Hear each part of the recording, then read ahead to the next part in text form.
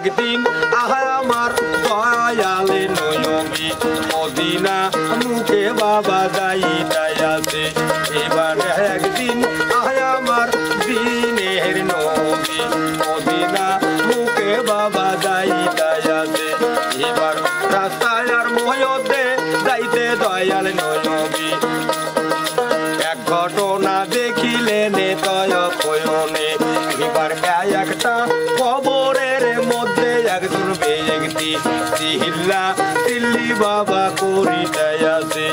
এবার একটা কবরে একজনে ব্যক্তি চিল্লা চিল্লি বাবা করিতে আছে। ওইবার ওই পুরুষটা কান্দিয়াই বলতাছে কবরের আযাব আমি সইতে পারবো না, তোমার হায়াতে ধয়রি ও দয়াল নবী কবরের আযাব আমি সইতে পারবো না। আমার নবী বলিছে ও দয়ার আল্লাহ এত আযাব হচ্ছে কেন এই কবরে। এবার জিবরাইল ফেরেশতায় কয় এই দুনিয়াতে ওই ব্যক্তির যাহা হইছে ভয় হইল না। নিজের বিবি ছেড়ে অন্য নারীর সঙ্গে করেছিল যাইয়া বেটাই মিলা মেয়েসা। এবার নায়া না পয়দের নিশা খাইয়া দুনিয়ায় আল্লাহর নাম ছিল সে বুয়ুলিয়া। এবার সেই কারণে এই বেটার আয়াসকা কবরে এত বড় আযাব হইতাছে। এবার এই দেখিয়া দয়াল নবী তখন সামনের পথের দিকে যাইতাই আছে। দেখি আরো এক কবরে আরো একটা নাহারি চিল্লা চিল্লি বাবা করিতাই আছে।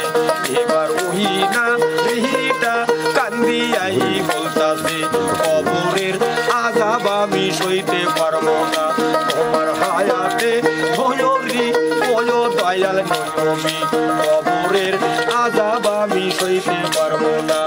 আমার নবী বলিছে ও দয়ার আল্লাহ এত বড় আযাব কেন এই কবরে।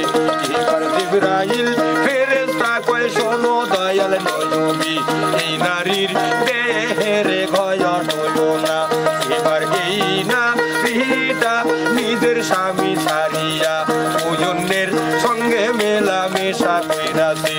ওরে দুনিয়ায় এই অবস্থা করার কারণে কবরে এত আযাব হইতাই আছে।